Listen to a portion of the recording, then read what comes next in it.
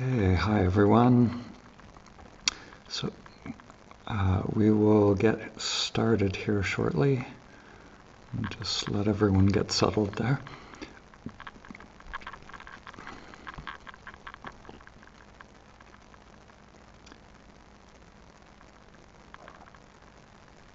Okay. So I have a few things to talk about tonight. Quite a few different questions have come in. So I will let me just pull up these questions here.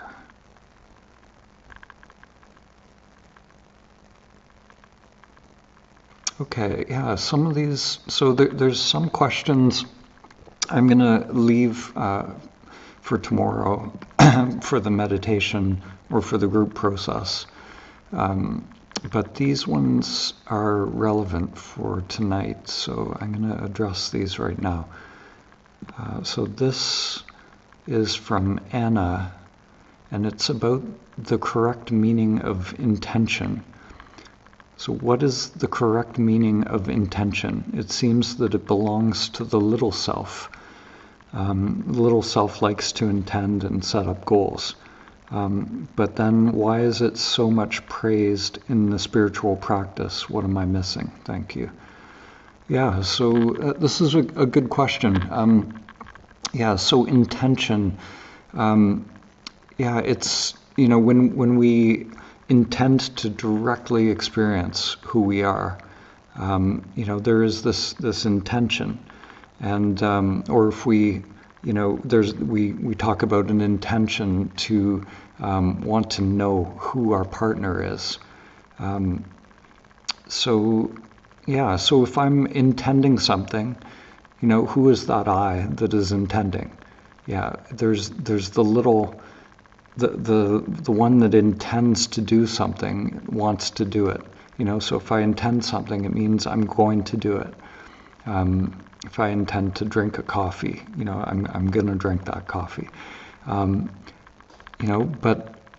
the interesting thing with self-inquiry is, I intend to directly experience who I am. The little self can't do that. It only happens when the little self gives up.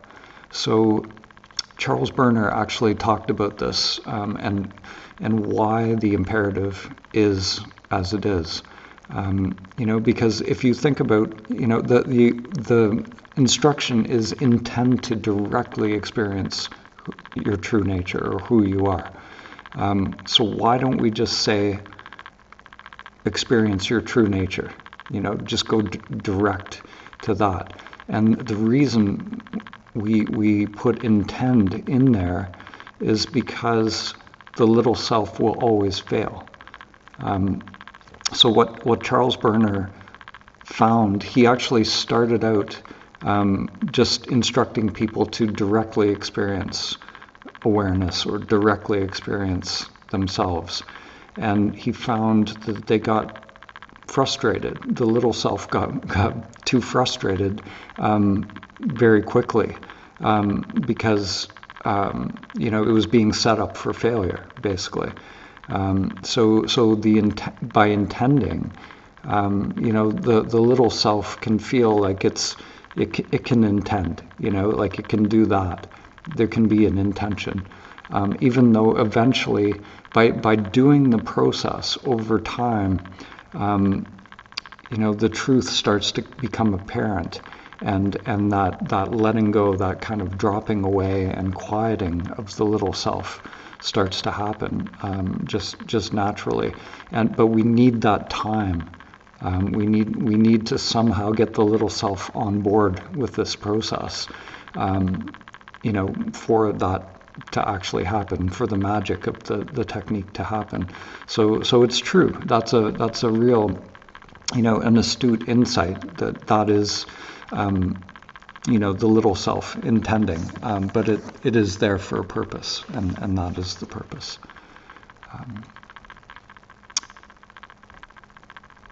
Okay, let me see what the next question here is. Yeah, this is a good one too. Okay, so Dan, you have an audio kind of a glitch happening, just to let you know. an It's, audio it glitch. sounds like Okay, a rattling okay, thing. okay. I'm gonna reconnect my camera and I'll ask you if it's better. This has happened once or twice before. Yeah.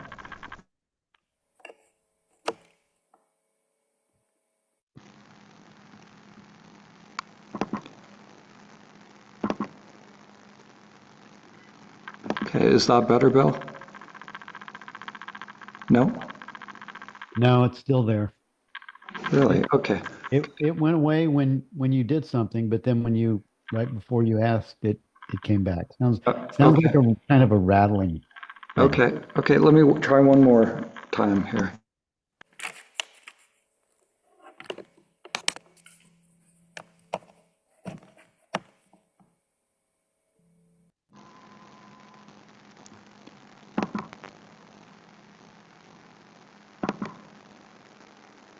Okay, how about now?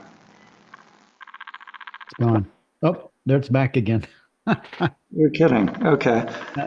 Okay. Yeah. Is it really bad? Is it listenable? It's pretty distracting. Okay. It's Okay.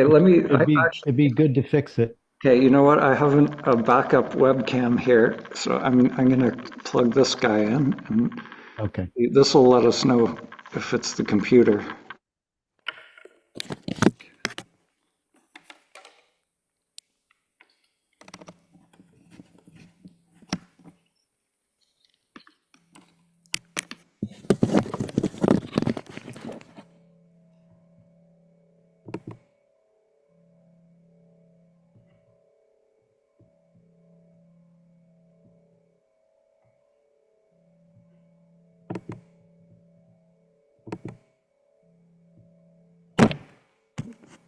Okay. It's gone. It's gone? Okay. Yeah. Nice. Yeah, Thank it you. must be the webcam. So, Yeah. okay, interesting. Yeah, thanks, Bill. That's, yeah, good catch. Okay, great. So, okay, so the next question is from Shahin, and yeah, this is about surrender. So the question is, can you go into what surrender means? I never understood what it is or whether it is a doing. Yeah, so you know, surrender. I've talked a little bit about the surrender paradox. You know, so you know, we hear these words like you know, surrender and letting go, and you know, when the mind, the conditioned mind, hears these words, sometimes it thinks it has to do something. You know, the little mind thinks, you know, okay, I'm going to surrender. I'm going to do something that's called surrender here. You know, so it is a bit of a paradox because anything that that mind does that it thinks surrender is, it's not that. You know, so you know, so like a true surrender is letting go of controlling. It's letting go of knowing. You know, it's even letting go of trying not to control. You know, even trying to not control is a form of control. So it's you know, it's letting go of even letting go. It's you know, letting. I use this phrase all the time: letting everything be as it is. You know, or no resistance to what is. You know, so it's if the mind is reacting, you know, or doing something, you know, you know, even evaluating, you know, is a form of control. So, you know, so it's really just making those resistance patterns in the mind conscious, and not doing anything about it. Just letting it be as it is. You know, if you think about surrendering, like the analogy I use sometimes is, going to sleep at night. Like going to sleep is a form of surrender. There's nothing you can do to make that happen.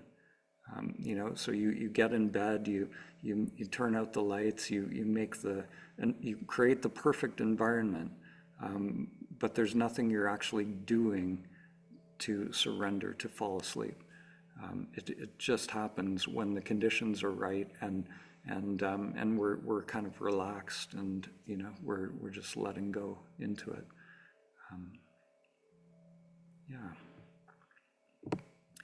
And there was a part 2 to this one. I might as well address this. It's not entirely relevant for self-inquiry, but it's about, it says, you also mentioned sadhana after awakening. If you can touch on that, it would be appreciated. So that, I am going to get into that later on in the retreat. I'm going to talk about what happens after awakening. But I'll just say right now, awakening is the beginning of true sadhana. Up until awakening, sadhana involves, the character doing something. It's going to retreats and doing techniques and all these different things.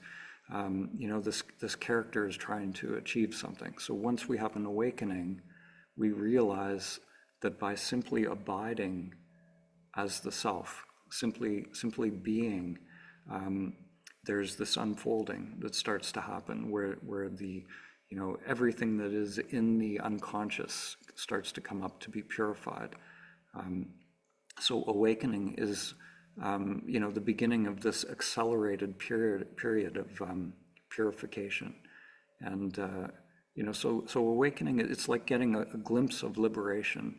But most people, when this, if you don't understand or don't know that this purification is going to be ongoing, most people get worried when the mind comes back, or these things start coming up from the unconscious. They feel like, oh, I've fallen back into the old pattern, I've lost it, but you can't lose the self, you can't lose awakening. So we have to understand the mechanism of what happens after awakening and how to stabilize in awareness. So I will be talking more about that in the future. There's a lot to talk about there. Dan, can I just mention that when you switched cameras, your volume actually went down. So if you could turn your volume up a tiny bit. Oh, okay. That would be good. There's a few people, and myself included. So that would be awesome. Yeah. Thank you. It reset my volume. Wow. There we go. That's way better. Okay, awesome. Thank you. Great. Thank you. Okay. All right. This is from Tracy. So Tracy says, I'm realizing in my dyads and meditation that there's a sense that nothing has really mattered. This may sound defeatist, but that's not the feeling here. It helps to make everything make sense. I've spent my life achieving and building, literally designing and building buildings, and with all the accomplishments, nothing seems to matter.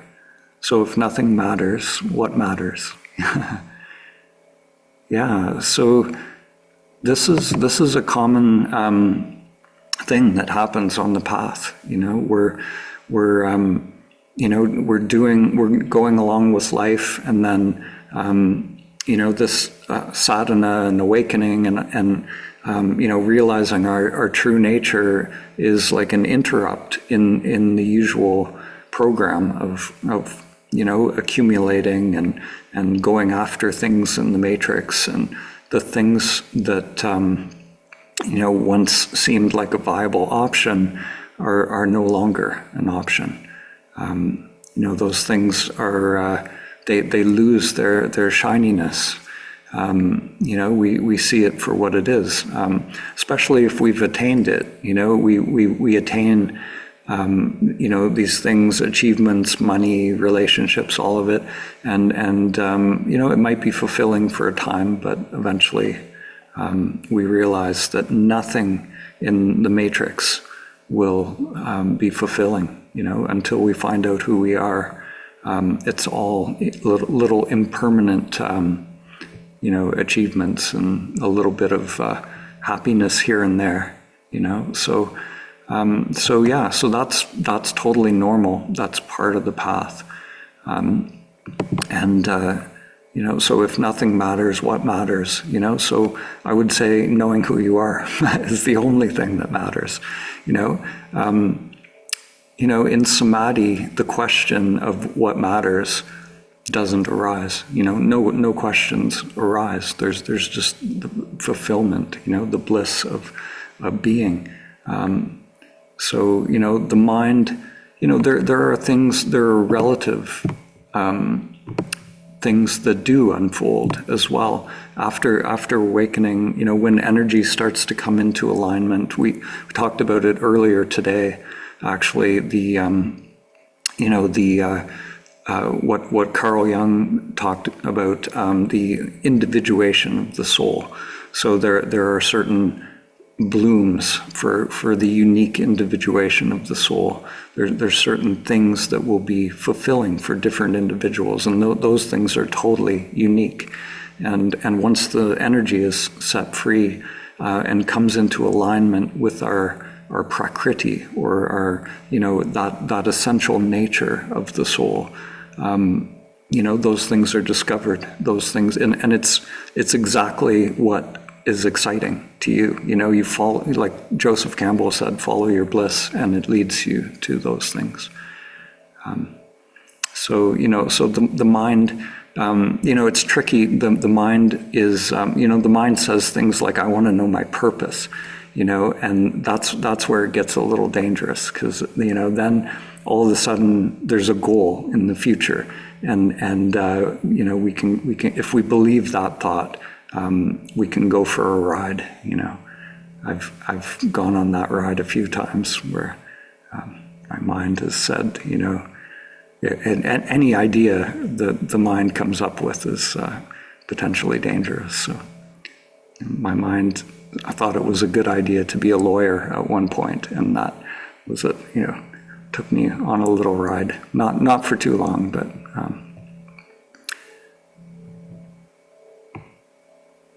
Okay, so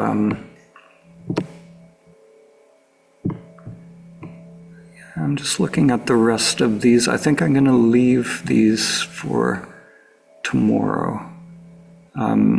So are there any questions coming up for anyone before we dive into dyads? We'll just take like 10 minutes if there are questions. If not, I've just got a couple little things to mention here. Yeah, I think we've been doing pretty good with the questions. I think the questions are calming down. That's awesome. Okay, so just a few little pointers before we go in. So we've talked a little bit about just noticing when you're in a loop in the practice. If it seems like where you're finding, it's like sometimes, I call it the weather report phenomena. It's like people start doing the weather report of, what's happening in the body, and it tends to be the same repetition, so really notice that, and notice the big picture of what's happening in the dyad. Is there quite often, like the egoic mind has this program of unsatisfactoriness. I talked about it in that guided meditation a little bit. That dukkha in Buddhism this chronic unsatisfactoriness of the mind. And it doesn't sometimes like to acknowledge itself in that way. But sometimes there will be, this hidden expectation or a hidden wanting, or, something just doesn't feel satisfying in the moment. Just this low level kind of like something is not perfect in this moment. So just attune to anything like that. And another trap is getting caught in the witness as well, like getting caught in quietude, in tranquility. This is the false witness. This is what we talked about with the 5 skandhas, the vijnana, the part of the mind that observes the rest of the mind, the part of the mind that observes, all the perceptions and sensations and all of that, So we come to this witness. The witness, as I mentioned, it's the last holdout of the ego, this space of tranquility, because it's nice there. It's not a bad place to be. Compared to the whole 3-ring circus of the mind, it's quite nice there. But we don't want to just stagnate there. We want to go deeper. So who is aware of that witnessing part of the mind? Who is aware? Can you directly experience that awareness that is aware of that, that camera of the mind, that witnessing part?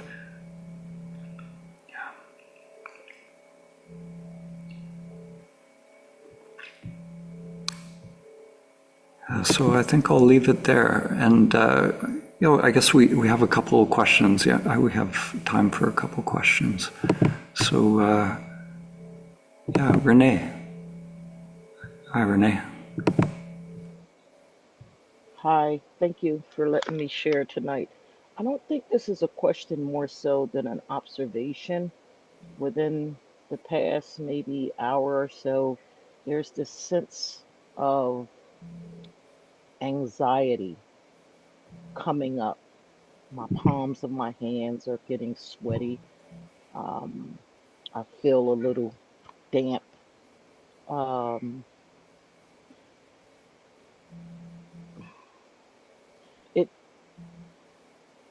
it's it's out of my norm to be in an environment like this. Number one, on an upcoming holiday, and so I'm feeling this pull, um, this sensation, um, because this is breaking the pattern. This is definitely breaking the pattern, especially on this particular uh, evening. Um, and it's very noticeable. And I just wanted to put that in the space. Like I said, this is my first time in this type of environment Yeah. during a time like today, and I just feel this sense. I'm gonna leave it there. Yeah. Okay. Yeah. Thank you It's a for real sharing. sensation for me right now. Yeah. Well, to me, it's an indication that you're working hard, because if there's truly an interrupt in that pattern, the self-structure does feel a little out of its element, a little different. There's something new. So, to me, that's totally normal. If we just felt the same as we always did, we're probably not interrupting that conditioned pattern. So, yeah, it's good. Yeah, thank you. Mhm.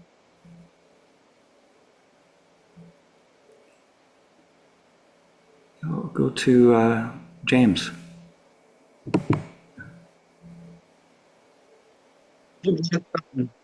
So what's been happening with me in the dyad is, I ask myself, and the only thing I know is what I've been told. So there's no answer forthcoming. And then I feel like for the next 5 minutes, and over again, I'm just filling time with stuff out of the mind.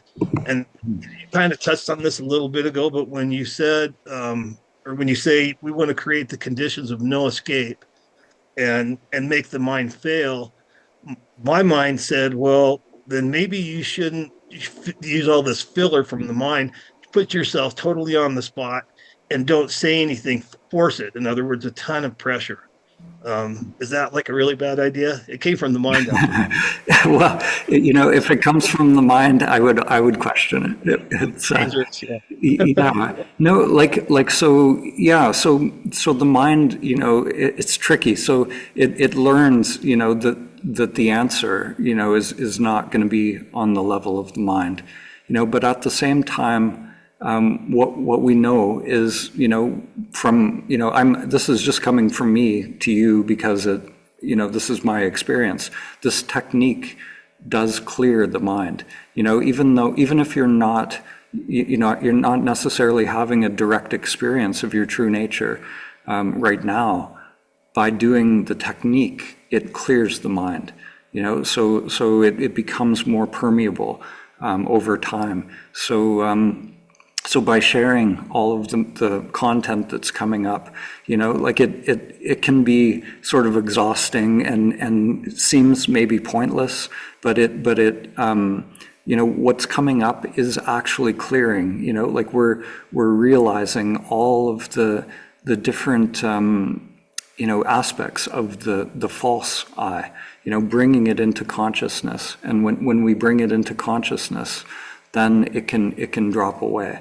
So there are things coming up, from deep layers of the mind to be cleared, and so that process, if we trust the process, the mind will clear eventually. So we can't force, just by sitting in silence. Like, the mind can just be sitting there in silence, but it's still the mind making it happen. It's still doing it. So a true clearing, we have to, just allow everything to be as it is. There's no effort, there's no forcing, or, because that forcing is resistance, which is just more ego. Thank you. I brought this up 2 nights ago to my dyad partner, and she said, "Are you crazy? Why do you want to do something like?" And so she's probably right. Yeah. It's like the little self. It's such a paradox, because it's the thing that needs to just relax. And it wants to, like, go for it, like storm the gates of heaven. But it's actually, it needs to do the opposite. It needs to just relax. Yeah. Thank you. Yeah. Thank you.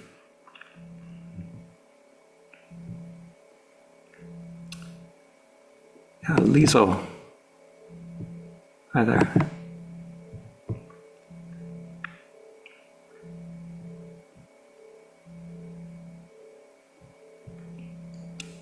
Can you unmute there?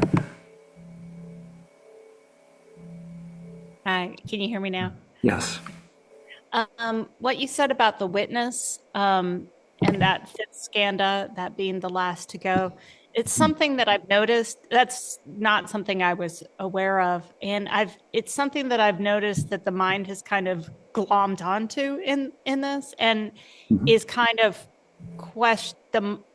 I think that when I seem to be experiencing awareness, I think that's awareness. Like there's just this sense of So who's awareness. Hold on. Who is that I that thinks that is awareness?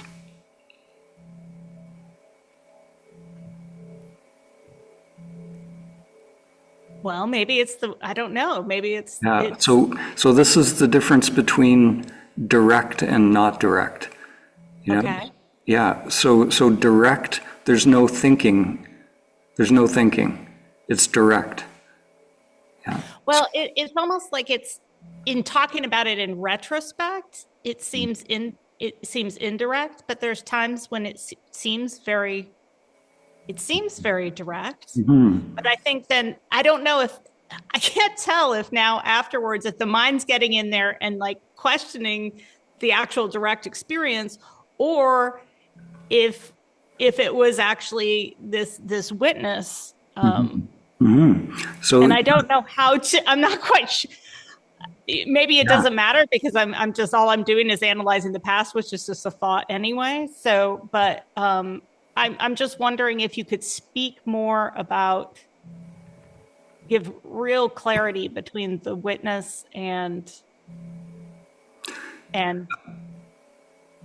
yeah, so the witness, is a witness of, or so, and the witness goes, it doesn't matter what word we use. We could use witness, consciousness, awareness.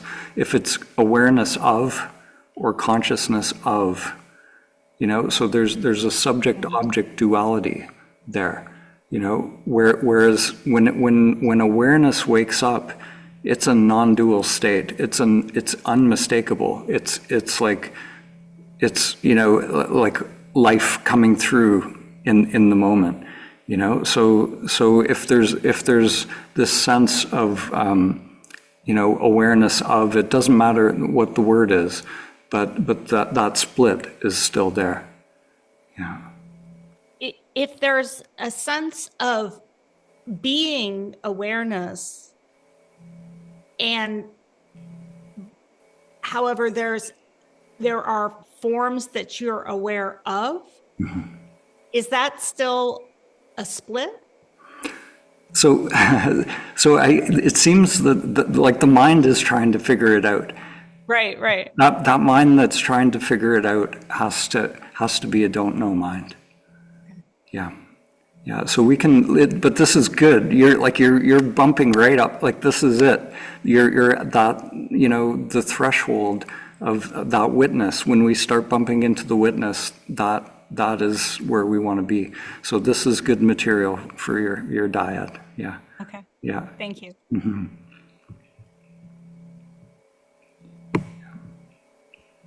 So Donna Lou, yes.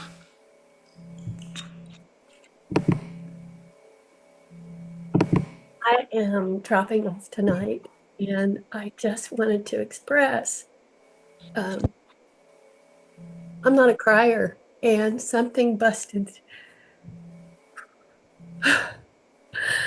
Finally, something busted open, I think, of being witnessed. And even though I see it myself, but there was something in the witnessing process that allowed just the energies moving that has felt blocked for 15 years. Wow. Wow. Amazing. Yeah. And I just couldn't leave without saying thanks for all the thanks for the workshop. Thanks you for making it affordable. I haven't been able to work because of this somatic experience, and I know what it takes to put something like this together. And all your team members, the facilitation has been really spot on and beautiful, and my partners. So just tears, yay! Thank you. Beautiful. Thank you. Yes. Yeah, wonderful. Yeah, thanks, Donna Lou.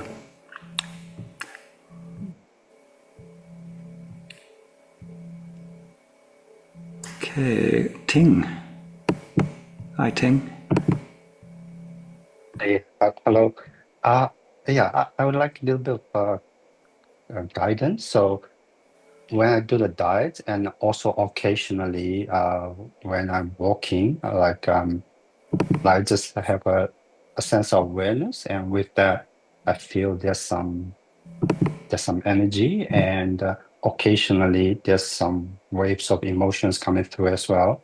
And with that, like the mind is blank, and my focus is just on maintaining awareness. As long as I do that, then I'm kind of in that state, but I'm not sure that's kind of is that the awareness or is that still the mind? So having said that, like the mind is kind of blank. So same thing in the diet too. When I was asked the imperative, like the mind is not thinking, and I just have a bit of the energy coming through. So I'm not sure like to continue that, or is that just a facade, or is that just need some guidance on that.